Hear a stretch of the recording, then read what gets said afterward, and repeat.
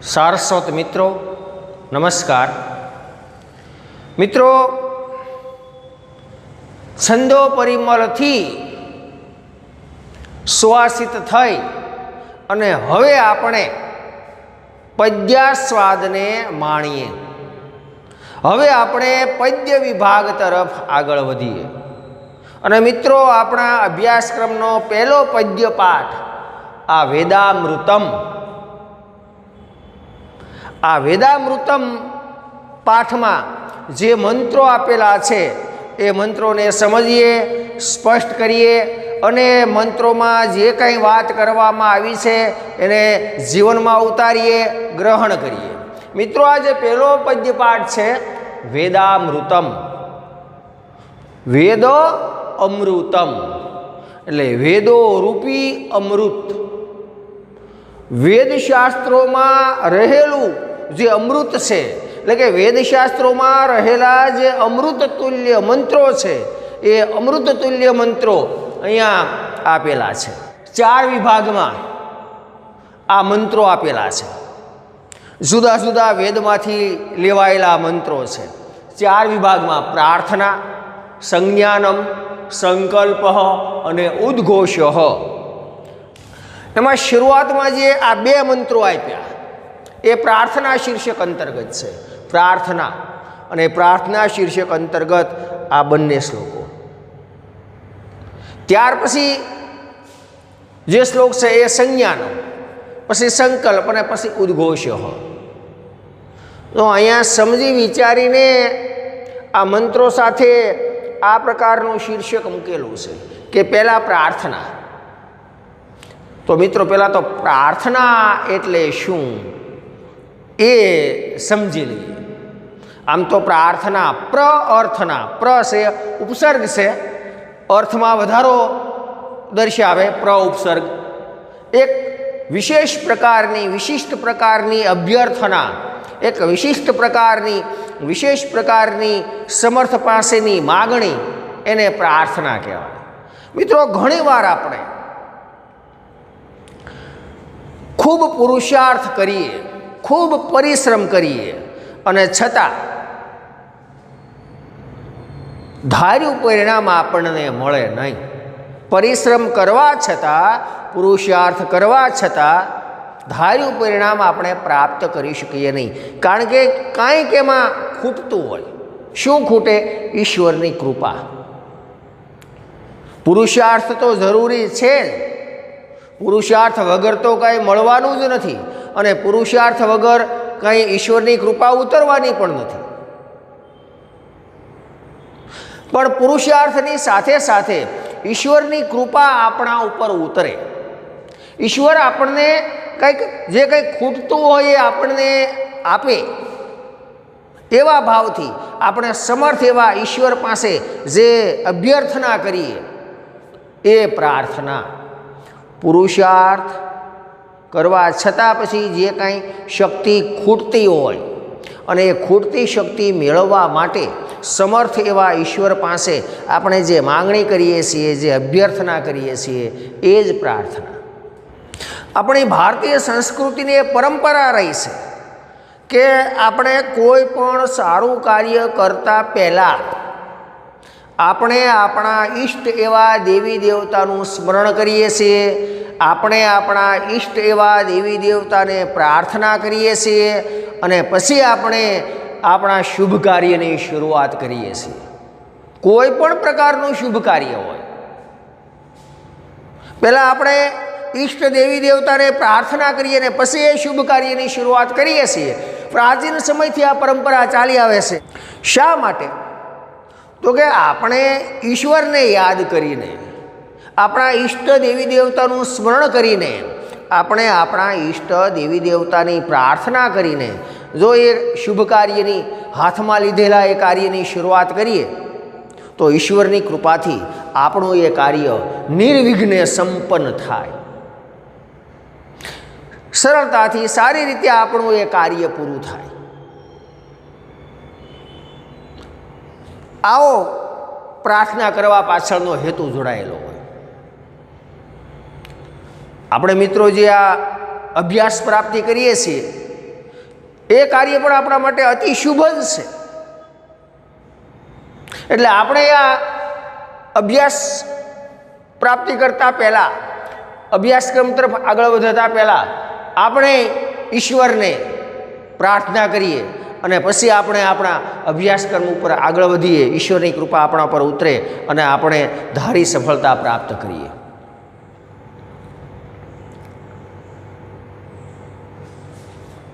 પ્રાર્થના પછી સંજ્ઞાનમ.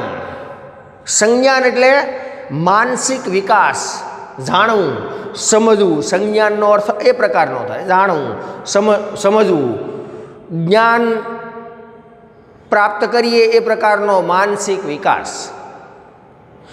એટલે પ્રાર્થના ઈશ્વરને કર્યા પછી ઈશ્વરની કૃપા આપણા ઉપર ઉતરે અને એ ઈશ્વરની કૃપાના કારણે આપણો માનસિક વિકાસ થાય અને આપણે જ્ઞાનોપાર્જન કરી શકીએ. સંજ્ઞાન, જ્ઞાન પ્રાપ્ત કરી શકીએ. અને જ્ઞાન પ્રાપ્ત કર્યા પછી આપણે મેળવેલું એ જ્ઞાન એનો લોકહિત માટે ઉપયોગ કરીએ એવો સંકલ્પ, સારો સંકલ્પ, શુભ સંકલ્પ. જીવનમાં સંકલ્પ પણ જરૂરી છે. જે કાંઈ મેળવ્યું હોય એ મેળવેલું પછી જે કાંઈ જ્ઞાનનું ઉપાર્જન કર્યું હોય એ પછી બીજાને આપીએ. લોકહિત માટે આપણે એ જ્ઞાનનો ઉપયોગ કરીએ એ પ્રકારનો સંકલ્પ. અને સંકલ્પ લીધા પછી ઉદ્ઘોષ, ઊંચા અવાજે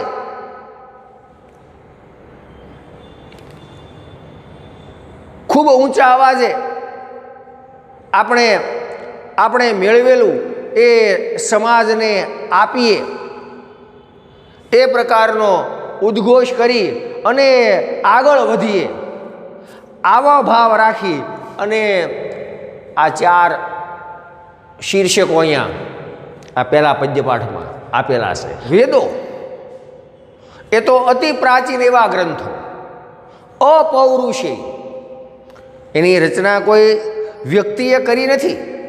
વ્યક્તિએ આ વેદો લખેલા નથી. વેદના જે મંત્રો છે, વેદના મંત્રોનું ઋષિઓને એનો અંતઃકરણમાં સાક્ષાત્કાર થયો. ઈશ્વરે આ વેદ મંત્રોનું જ્ઞાન ઋષિમુનિઓને આપ્યું અને પછી ઋષિમુનિઓએ એ વેદ મંત્રોનું દર્શન કરી અને ઋષિમુનિઓએ એના શિષ્યોને, એને વળી એના શિષ્યોને, એને વળી એના શિષ્યોને, એ રીતે આ વેદ મંત્રોનું જ્ઞાન જળવાઈ રહ્યું. મિત્રો, આ જે વેદો છે એ વેદોમાં મુખ્યતયા 2 પ્રકારનો ઉપદેશ છે, વિધિ અને નિષેધ.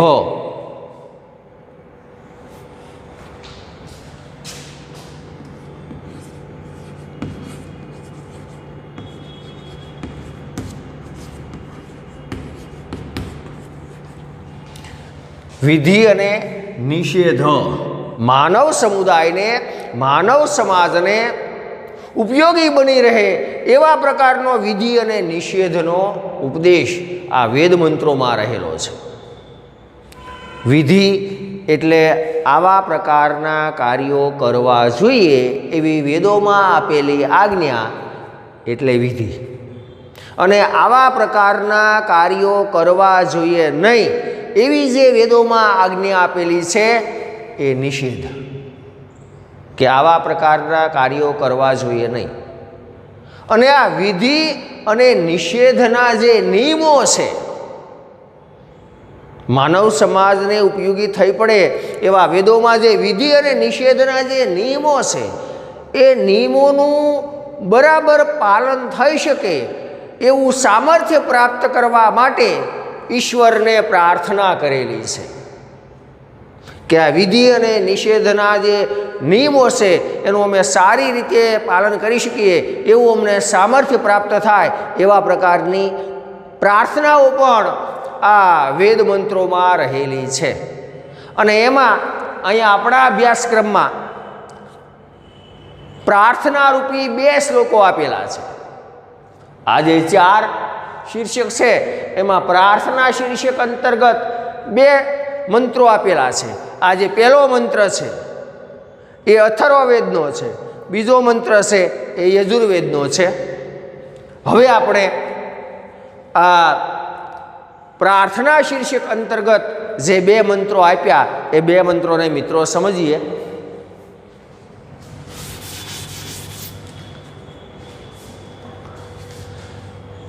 જો મિત્રો,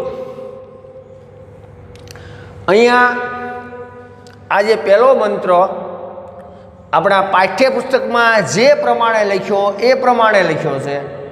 નીચે એનો અન્વય કર્યો એટલે શબ્દો છૂટા પડ્યા. બીજો મંત્ર એ તો શબ્દો છૂટા પાડીને જ લખ્યો. આ પહેલો મંત્ર પહેલાં તો પાઠ્યપુસ્તકમાં જે રીતે આપેલો છે એ રીતે એટલા માટે લખ્યો.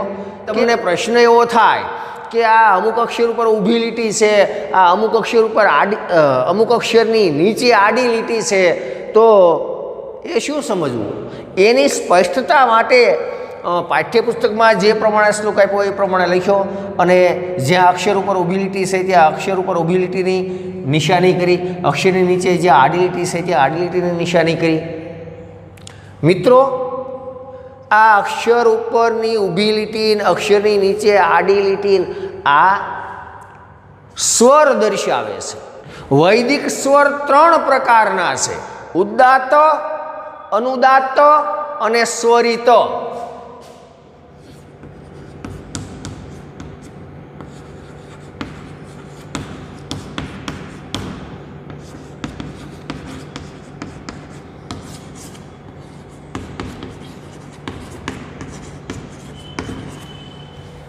ઉદ્દાત, અનુદાત્ત અને સ્વરિત આ વૈદિક સ્વર છે. વૈદિક સ્વર આ 3 પ્રકારના છે.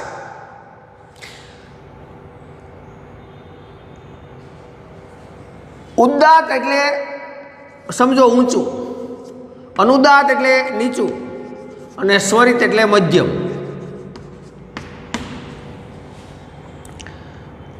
જે ઉદ્દાત સ્વર હોય એની ઉપર કે નીચે કોઈ પ્રકારનું ચિહ્ન મૂકવામાં આવતું નથી. આમાં જે અક્ષર ઉપર ઊભી લીટી કે અક્ષરની નીચે આડી લીટી કે એવું કોઈ પ્રકારનું ચિહ્ન જ નથી. એ ઉદ્દાત સ્વર ગણવાના. ચિહ્ન વગરના જે અક્ષરો છે એ બધા ઉદ્દાત સ્વરો. જે અક્ષરની નીચે આડી લીટી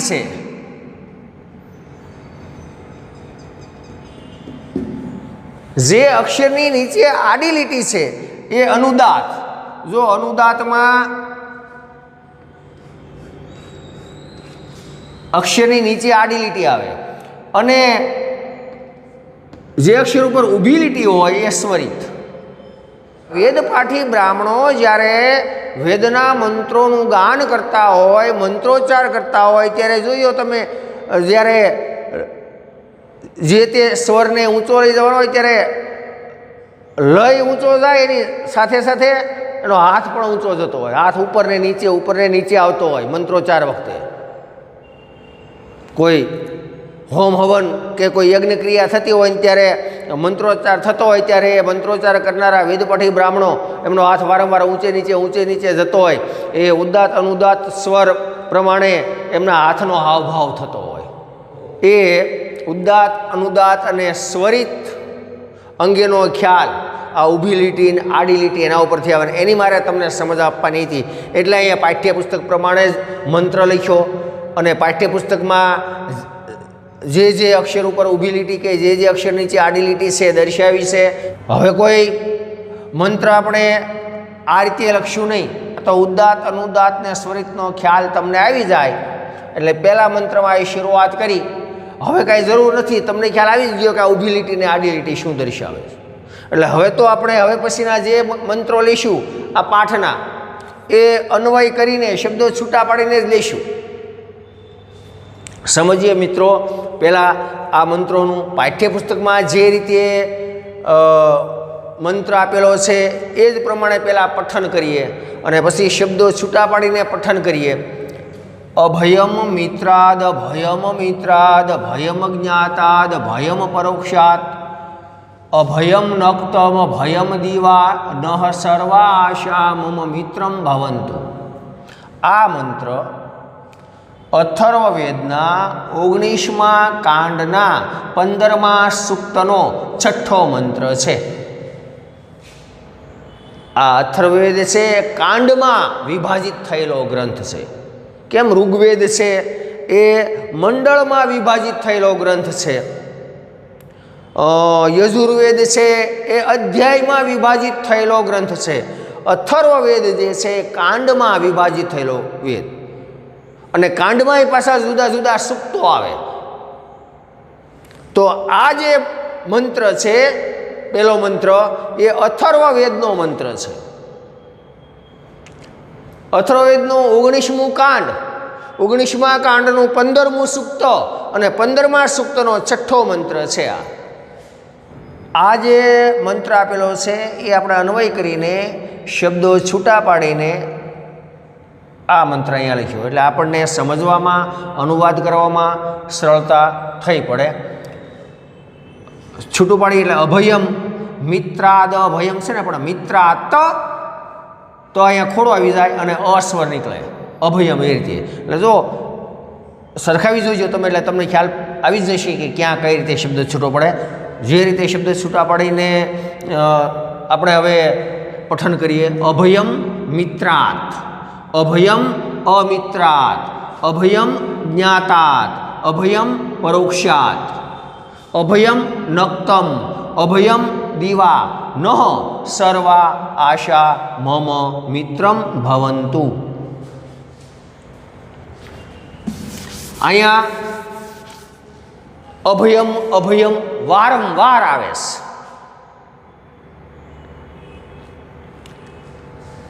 એટલે અભય આપો, અભય આપો, અભય આપો એવી જ પ્રાર્થના કરવામાં આવેલી છે. કોના કોનાથી અભય, ક્યાં ક્યાંથી અભય એની વાત છે. જોઈએ અહીંયા અનુવાદમાં પહેલાં લઈશું નહ, અમને. પહેલાં લઈશું નહ, અમને. મિત્રાત અભયમ, મિત્રો તરફથી અભય આપો. અગ્નિદેવને પ્રાર્થના કરવામાં આવી છે આ મંત્રમાં. અગ્નિદેવ માટેનું સંબોધન નથી મંત્રમાં આપેલું, પણ પ્રાર્થના અગ્નિદેવને કરેલી છે. અગ્નિદેવને કહેવામાં આવ્યું. ઈશ્વરને સમજીને પ્રાર્થના કરો તો પણ વાંધો નથી કે હે અગ્નિદેવ અથવા તો હે ઈશ્વર, નહ અમને, મિત્રાત અભયમ, મિત્રો તરફથી અભય આપો. દરેક શબ્દ સમજીએ પણ પહેલાં અનુવાદ જોઈ લઈએ. ફરીવાર મિત્રો પહેલાં લઈશું નહ, નહ એટલે અમને.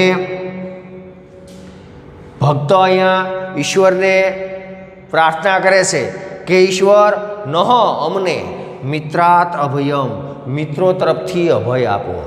અમિત્રાત અભયમ,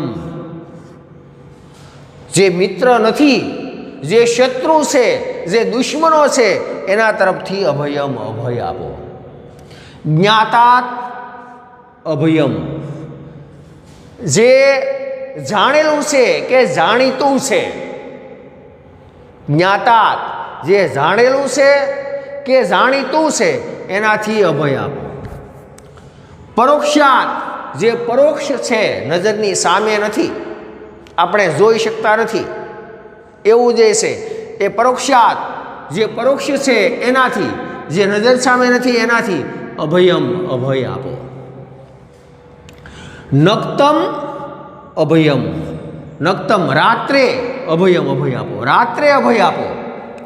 દીવા અભયમ, દીવા એટલે દિવસે, દિવસે અભય આપો. અને સર્વા આશા, બધી દિશાઓ.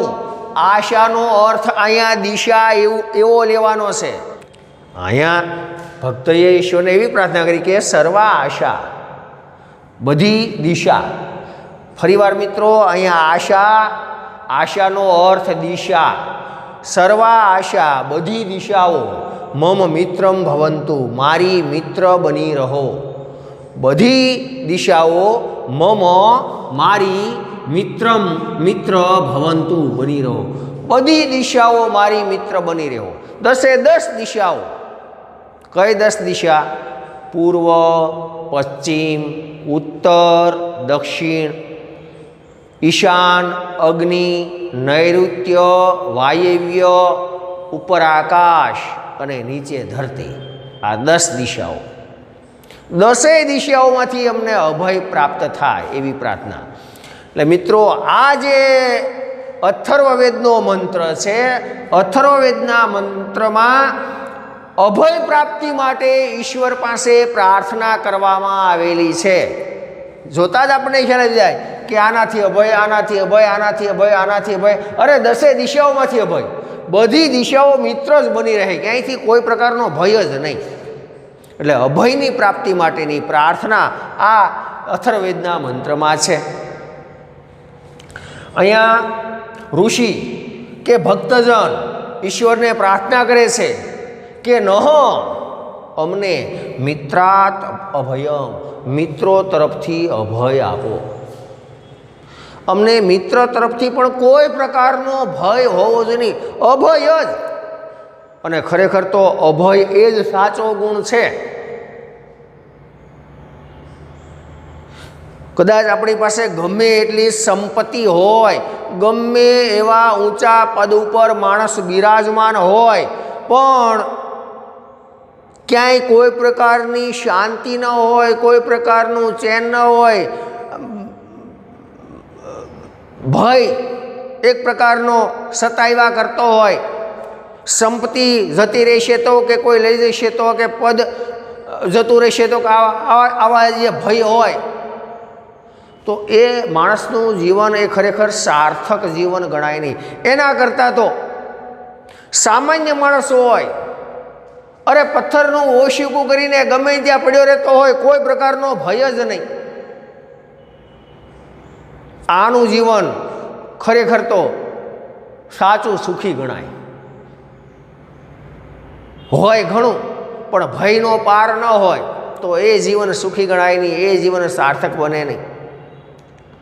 અહીંયા મિત્ર તરફથી પણ અભય, વાતય બરાબર છે. આપણને એમ થાય મિત્ર તરફથી તો વળી શું અભય? મિત્ર તરફથી તો થોડો ભય રાખવાનો હોય, પણ મિત્ર તરફથી ઘણાને ભય હોય. અને ખરે મિત્ર છે એ પીઠ પાછળ ઘા કરે એવો કોઈ ન કરે. બીજાથી તો કદાચ આપણે ચેતતા પણ રહીએ, ખબર હોય કે આ નડે એવો છે, એનાથી આઘા રહીએ, પણ મિત્ર ઉપર તો આંધળો વિશ્વાસ હોય. અને એ જ મિત્ર પીઠ પાછળ ખંજર ભોંકે, ક્યાંય ન રહેવા દે. એટલે મિત્ર પાછો ક્યારેક ખરાબ કરે તો એ દુશ્મનો પણ ન ખરાબ કરે એવું એ ખરાબ કરી બેસે. એટલે અહીંયા કીધું કે મિત્રાત અભયમ, મિત્ર તરફથી અભય, અમિત્રાત અભયમ. અને શત્રુ તરફથી પણ અભય. શત્રુ તરફથી પણ અમને કોઈ પ્રકારનો ભય ન રહે. શત્રુ પણ અમારું કશું કાંઈ જ બગાડી ન શકે. શત્રુ પણ એવો કે ક્યારેય અમારી પીઠ પાછળ ઘા કરે નહીં, એ ક્યારેય અમારું અહિત કરે નહીં, એવો શત્રુ. એટલે અહીંયા વાત કરી કે અમિત્રાત અભયમ, જે મિત્ર નથી, જે શત્રુ છે એના તરફથી પણ અભય. જ્ઞાતાત અભયમ, અને જે જાણીતું છે, જે જાણેલું છે એનાથી અભય આપો.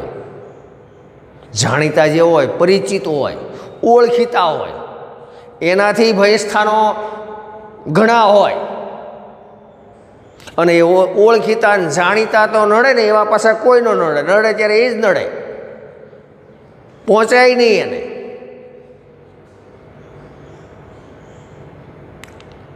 જાણીતા તરફથી તો વધારે ઘણીવાર ભયસ્થાનો ઊભા થતા હોય. તો એ જે પરિચિત છે, જ્ઞાતા, જે પરિચિત છે, જે જાણીતું છે, કે જે જાણેલું છે, એના તરફથી પણ અભય આપો. પરોક્ષાત અભયમ, અને જે પરોક્ષ છે, નજરની સામે નથી. ઘણી એવી બાબતો હોય કે નજર સામે દેખાય નહીં, પણ ખૂબ જ મુશ્કેલીમાં મૂકી દે એવા પ્રકારનું હોય. નજર સામે દેખાય તો આપણે એનાથી દૂર રહીએ, સાપ હાયો જાય છે તો આપણે એનાથી આગળ જોઈએ છે આપણે સાપને, એટલે આપણે ડંખ ન મારે એટલે આપણે એનાથી આગળ જતા રહીએ, કારણ કે આપણી નજર સામે દેખાય છે. પણ ઘણી તો એવા ભય સ્થાનો હોય કે નજર સામે દેખાય પણ નહીં, નજરથી પરોક્ષ હોય અને આપણા માટે મુશ્કેલી ઊભી કરી દે. અરે આ કોરોના ક્યાંથી વાયરસ શરીરમાં દાખલ થઈ જાય ખબર જ પડે નહીં ને. આ કોરોના આ એક પ્રકારનો પરોક્ષ ભય, કારણ કે વાયરસ નરી આંખે દેખાતો તો નથી, ખબર હોય કે અહીંયા કે આ માણસમાં કે આ જગ્યાએ આ વાયરસ લાગુ પડેલો હશે તો આપણે આઘા રહીએ. હવે એ વાયરસ ક્યાં છે, કોનામાં છે, આપણે જાણતા પણ નથી અને ખબર પણ ન પડે, અને ક્યારે શરીરમાં આવી જાય જોઈએ છે. આપણે અત્યારે સમગ્ર વિશ્વમાં હાહાકાર ફેલાવી દીધો આ મહામારીએ, તો આ વાયરસે તો પરોક્ષ વાયરસ નજરે દેખાતો તો નથી. તો આવું જે પરોક્ષ જે છે, જે નજર સામે નથી, એનાથી પણ ઈશ્વર અમને અભય આપે. નક્તમ અભયમ, રાત્રે પણ અભય, રાત્રે પણ કોઈ પ્રકારનો ભય નહીં. અને દીવા અભયમ, દિવસે પણ અભય, રાત્રે પણ અભય અને દિવસે પણ અભય. અરે એટલું જ નહીં, સર્વ આશા, બધી જ દિશાઓ, 10 દિશાઓ મમ મિત્રમ, મારી મિત્ર ભવંતુ બની રહો, અને બધી જ દિશાઓ મારી મિત્ર બની રહો. એટલે કે 10 દિશાઓ મારી મિત્ર. કોઈ દિશામાંથી કોઈ પ્રકારનો ભય જ નહીં. અમારું જીવન સાવ નિર્ભય બની જાય, અને જે માણસનું જીવન નિર્ભય બની જાય એ માણસ તો ખરેખર ધન્ય ગણાય. ટૂંકમાં આ જે મંત્ર છે અથર્વવેદનો, આ અભય પ્રાપ્તિ માટેનો મંત્ર છે. અભયનો ગુણ પ્રાપ્ત થાય એવા પ્રકારની પ્રાર્થના અહીંયા ઈશ્વર પાસે કરેલી છે, અભય પ્રાપ્તિની પ્રાર્થના. બીજો મંત્ર જોઈએ. અગ્ને નય સુપથા રાયે અસ્માન વિશ્વાની દેવ વયુનાની વિદ્વાન યુયોધિ અસ્મત જુહુરાણમ એનઃ ભૂષ્ઠાન તે નમ ઉક્તિમ વિધેમ. આ મંત્ર યજુર્વેદના 40મા અધ્યાયનો 16મો મંત્ર છે. અને આ મંત્રમાં કેવા પ્રકારની પ્રાર્થના છે જોઈએ. પહેલા મંત્રમાં તો આપણે જોયું કે ઋષિએ ઈશ્વર પાસે અભય પ્રાપ્તિ માટેની પ્રાર્થના કરી. જો અહીંયા આ મંત્રમાં, યજુર્વેદના આ મંત્રમાં અગ્નિદેવને પ્રાર્થના કરવામાં આવી. અગ્ને દેવ, અગ્નિ માટેનું સંબોધન છે. અગ્ને દેવ, હે અગ્નિદેવ. પણ એ પછી લઈશું, પહેલાં લેવાનું વિશ્વાની. વિશ્વાની એટલે બધા જ પ્રકારના, તમામ પ્રકારના, વયુનાની જ્ઞાનને, વયુનાની જ્ઞાનને, વિદ્વાન જાણનારા, વિદ્વાન જાણનારા. આમ તો જે બધા જ પ્રકારનું જ્ઞાન જાણતો હોય એને જ વિદ્વાન કહેવાય ને, શબ્દ બરાબર જ છે. આપણે વિદ્વાન કોને કહીએ? કે જે મહાજ્ઞાની હોય, તમામ પ્રકારના શાસ્ત્રોનું જ્ઞાન જેની પાસે હોય, જે બધા જ શાસ્ત્રોને જાણતો હોય, એ જ ખરેખર વિદ્વાન કહેવાય. એટલે વિદ્વાન એટલે જાણનાર. પણ વિશ્વાની વયુનાની, બધા પ્રકારના જ્ઞાનને વિદ્વાન જાણનારા. હે અગ્નિદેવ, હે અગ્નિદેવ. પછી આ સંબોધન લેવાનું. અહીંયા અગ્નિદેવ, તમામ પ્રકારના જ્ઞાનને જાણનારા દેવ એટલે અગ્નિદેવ.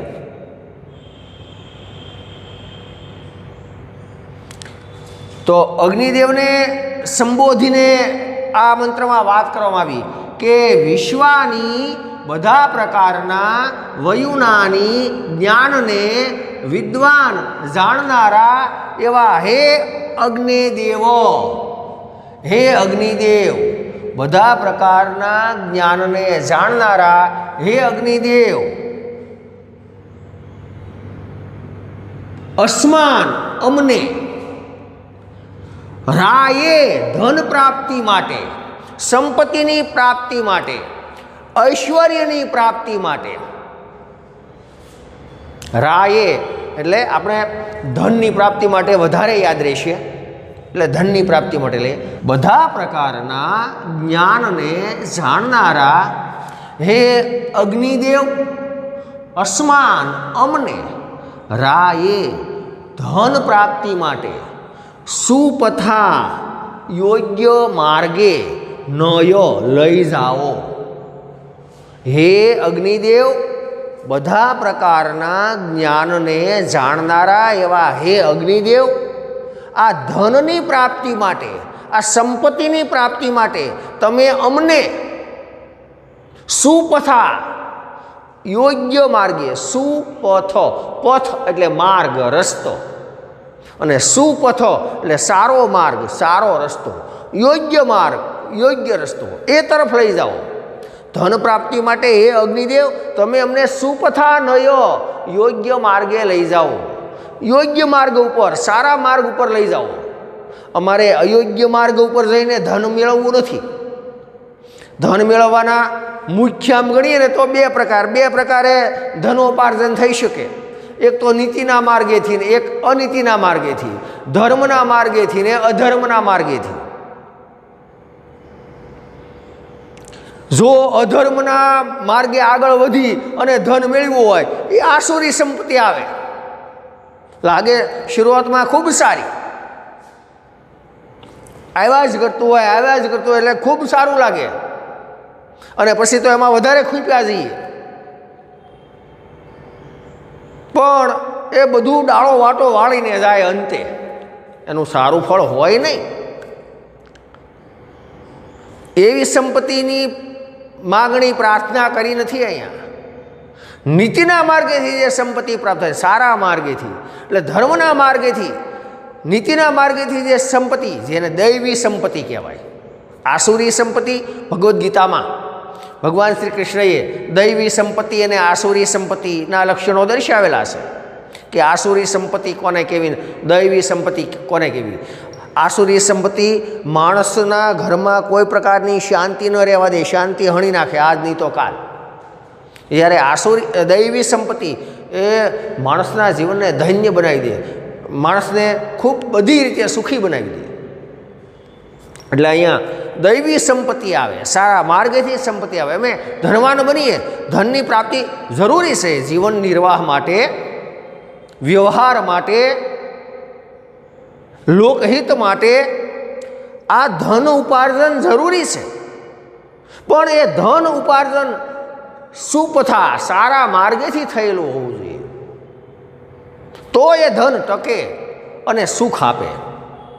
તો એવા નીતિમત્તાના માર્ગેથી જે ધન આવે, ધર્મના માર્ગેથી જે ધન આવે, અને એવા ધનની પ્રાપ્તિ થાય, એવા ઐશ્વર્યની પ્રાપ્તિ થાય, અને અમે એવું ધન મેળવીએ તો એ પ્રકારના અમને સારા માર્ગે, યોગ્ય માર્ગે તમે અમને લઈ જાઓ. એવી પ્રાર્થના અહીંયા ઋષિએ અગ્નિદેવને કરેલી છે. તો વિશ્વની બધા પ્રકારના વયુનાની જ્ઞાનને વિદ્વાન જાણનારા એવા હે અગ્નિદેવો, હે અગ્નિદેવ અસ્માન અમને રાયે ધન પ્રાપ્તિ માટે સુપથા નય યોગ્ય માર્ગે લઈ જાઓ. અને અસ્મત અમારામાંથી, અસ્મત અમારામાંથી, અસ્મત અમારામાંથી, જુહુરાણમ કુટિલ બંધનમાં નાખે એવું, કુટિલ અથવા તો બંધનમાં નાખે એવું. તમને જે યાદ રહે, કુટિલ નાનો શબ્દ એ યાદ રહે તો એ યાદ રાખવો. નહીંતર કુટિલ અઘરો શબ્દ લાગે તમને તો કુટિલ એટલે બંધનમાં નાખી દે એવું. અસ્મત અમારામાંથી, જુહુરાણમ કુટિલ એનો હ પાપને, એનો હ એટલે પાપ,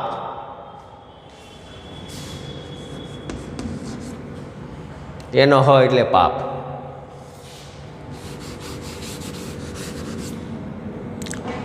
ફરીવાર, અસ્મત અમારામાંથી, જુહુરાણમ બંધનમાં નાખે એવું, બંધનમાં નાખે એવા, એનો હ પાપને યુયોધી દૂર કરો, યુયોધી દૂર કરો. અમારામાંથી બંધનમાં નાખે, કુટિલ હોય, જેના થકી અમે બંધનમાં આવી જઈએ, પછી આ જન્મ મરણના ચક્કરમાંથી છૂટીએ નહીં, એવા એનહ પાપને યુયોધી દૂર કરો. એટલે કે અમે એવું કોઈ પાપ કર્મ જ ન કરીએ કે પછી અમે અમારે જીવન મરણના આ બંધનમાં ફસાઈ જ રહેવું પડે. તો અસ્મત એટલે અમારામાંથી, જુહુરાણમ બંધનમાં નાખે એવા, એનહ પાપને યુયોધી દૂર કરો. અને અમે તે તમારા, અગ્નિદેવને પ્રાર્થના કરે છે ઋષિ કે અમે તે તમારા ભૂસ્થાન વિસ્તૃત, વિસ્તૃત એટલે વિશાળ એવા, અમે તમારા ભૂસ્થાન એટલે વિસ્તૃત ઉક્તિમ વચનને કથનને, ઉક્તિ એટલે વચન કે કથન, જે તમે કથન એટલે કીધું હોય તે, વચન એટલે તમે જે વાણી બોલ્યા હોય, સરખું જ થયું, કીધું હોય તે કે જે વાણી બોલ્યા હોય તે, વચન આપણે વધારે યાદ રહેશે. તમારા ભૂસ્થાન એટલે વિસ્તૃત, વિસ્તૃત યાદ ન રહે તો વિશાળ, એ શબ્દ પણ યાદ રાખી શકો. વિસ્તૃત એટલે વિશાળ, જે ખૂબ વિસ્તૃત થયેલું છે, ખૂબ ફેલાયેલું છે એવું. તો તે એટલે તમારા ભૂસ્થાન એટલે વિસ્તૃત, ઉક્તિમ એટલે વચનને, નમ વિધેમ નમન કરીએ છીએ. એ અગ્નિદેવ અમે તમારા વિસ્તૃત એવા કથનને નમન કરીએ છીએ. તમે જે કાંઈ વાણી અમને આપી, જે કાંઈ જ્ઞાન અમને આપ્યું, તમારું જે કાંઈ ખૂબ વિશાળ ફલકમાં ફેલાયેલી તમારી જે વાણી છે, ખૂબ વિશાળ ફલકમાં ફેલાયેલું તમારું આવું જે વિસ્તૃત કથન છે, એને અમે નમન કરીએ છીએ. એટલે કે તમે જે કાંઈ વિસ્તૃત એવા વચનો ઉચ્ચાર્યા એનું અમે પાલન કરીશું, આવી પ્રાર્થના ઋષિએ અહીંયા અગ્નિદેવ પાસે કરેલી છે. તો આપણને ખ્યાલ આવે કે આમાં ધન પ્રાપ્તિ માટેની પ્રાર્થના છે, અહીંયા આ અભય પ્રાપ્તિ માટેની પ્રાર્થના હતી. તો યજુર્વેદના આ મંત્રમાં ધન પ્રાપ્તિ માટેની પ્રાર્થના છે, પણ ધન પ્રાપ્તિ ગમે એ રસ્તે ધન આવે એમ નહીં, યોગ્ય માર્ગેથી ધન પ્રાપ્ત થાય એવા પ્રકારની પ્રાર્થના, નીતિમત્તાના માર્ગેથી ધન પ્રાપ્ત થાય એવા પ્રકારની પ્રાર્થના, ધર્મના માર્ગેથી ધન પ્રાપ્તિ થાય એવા પ્રકારની પ્રાર્થના યજુર્વેદના આ મંત્રમાં ઋષિએ કરી. ફરી એકવાર અનુવાદ જોઈ લઈએ મિત્રો. વિશ્વાની બધા પ્રકારના વયુનાની જ્ઞાનને વિદ્વાન જાણનારા એવા હે અગ્નિદેવ, હે અગ્નિદેવ, અસ્માન અમને રાયે ધન પ્રાપ્તિ માટે સુપથા યોગ્ય માર્ગે નય લઈ જાઓ. અસ્મત અમારામાંથી, જુહુરાણમ બંધનમાં નાખે એવા, એનહ પાપને યુયોધી દૂર કરો. અને અમે તે તમારા ભૂસ્થાન વિસ્તૃત ઉક્તિમ કથનને નમ વિધેમ નમન કરીએ છીએ. બધા પ્રકારના જ્ઞાનને જાણનારા એવા હે અગ્નિદેવ, અમને ધન પ્રાપ્તિ માટે યોગ્ય માર્ગે લઈ જાઓ. અમારામાંથી બંધનમાં નાખે એવા પાપને દૂર કરો. અમે તમારા વિસ્તૃત વચનને નમન કરીએ છીએ. તો આ પ્રકારે બીજા મંત્રમાં ઋષિએ અગ્નિદેવને યોગ્ય માર્ગેથી ધન પ્રાપ્ત થાય એવા પ્રકારની પ્રાર્થના કરેલી છે.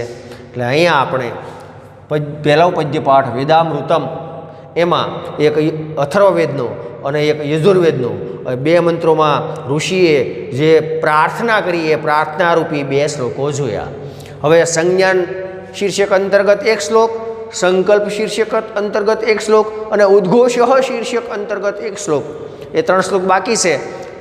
આ પહેલા પદ્યપાઠના એની ચર્ચા હવે પછી કરીશું. અસ્તુ.